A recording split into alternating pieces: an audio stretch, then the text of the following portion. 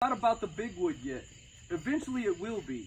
Eventually it'll get there to where the big wood is burning and it's holding the fire, right? But I want you to see that if we were to sit here all night, that wood would burn, and what will be left would be the embers. Okay? And the Bible talks about a remnant of people. People that are truly in love with the Lord. People that truly seek the Lord. People that are truly obedient to what God calls us to do, right? And when this fire burns down, what will be left would be embers. Right? Now you could take those embers, I could dig a hole and put those embers in the ground and cover them up, and we would come in the morning and they would still be hot. And you'd be able to take those out of the ground, put them back in here and blow on them. You saw how she was fanning the flame? And then boom, then you see the flames. I want to encourage some of you tonight. You might not see the flames yet, but don't be discouraged. God is giving you the little things to establish. And then the medium-sized tests, right? And you're like, I don't know why this is happening, but those little size tests or medium-sized tests, and then he gives you the big things. The big things might be your family members, okay? The big things might be your job. The big things might be, you know, for some of you, you're buying a house. It might be a car. It might be a big thing, right? But God's not asking you for the big things. God provides the big things. What he's asking you for is the little things.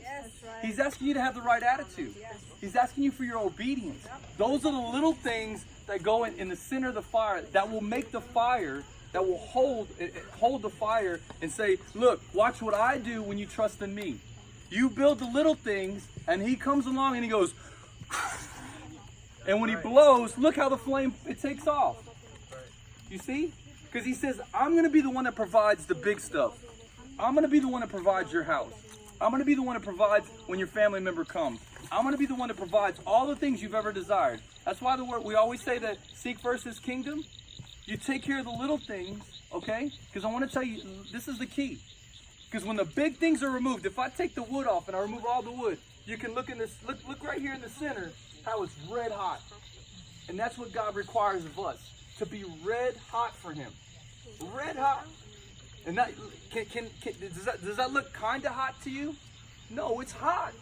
If I take one of those little things out of here and I put it over here, I can make a whole nother fire. And that's what God's requiring of us. To be so hot that wherever you go, you start a fire. Wherever you go. Wherever you go. And if you could take one of those little embers and walk through the woods and you could see wherever you're at. Because it's so hot. Right now, if you look at the wood's not hot yet. It's not even there yet. But consistency in the center of that fire, eventually it will catch flame. And that's what we need to be, just consistent. We don't have to be perfect. We don't have to carry all the weight on us. That's God's job. But if I'm consistent in carrying what he called me to carry, okay? Whether that be spending time with him. I'm going to tell you, for some of y'all, even if it's just spending time with the Lord. And y'all hear us, we preach this all the time about the secret place. But be honest with yourself. Could you take more time there? Right? All the breakthrough that we've seen. Y'all, everybody's belly is full right now. We're all happy and full of energy. Right? But some of y'all came across that point where it's like, oh Lord, I'm so weak right now. Because he wanted to teach us that it has to be by his strength. It has to be. You know, that lasagna, I was telling him, I said, that was the best lasagna I ate my whole life. That's what it felt like tonight. But what would it feel like in a week from now? Will you still think the same way? Will you still have the same perspective? And that's the consistency that we need to walk in. Think about this. The way that you saw prayer in this time of fasting, the way that you were reading your Bible in this time of fasting, be consistent and keep that. Keep that. Don't lose it because this or because you already got that or because you already got this breakthrough. Thank the Lord and be appreciative of the breakthrough that you're having right now. And I'm telling you, it will be consistent. This is the thing where we always say from glory to glory instead of being up and down, up and down. From glory to glory to glory. Because this whole fasting, you're planting seeds in the ground. Okay? And I'm telling you, we're all about to reap something amazing.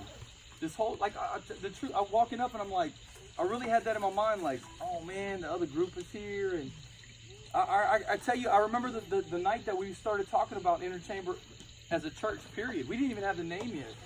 And it said, and the Lord spoke to us and said, don't invite anybody. And we're looking at each other like, we believe, but I don't know how he's about to do this thing. Okay? And since that time, we've had people, I've had pastors call me, we want to sit down and have coffee with you. We want to know what you're doing and how you're doing it. And really it clicked inside of me like, I can't. I can't do that. I can't. There's no secret to this. It's just obedience.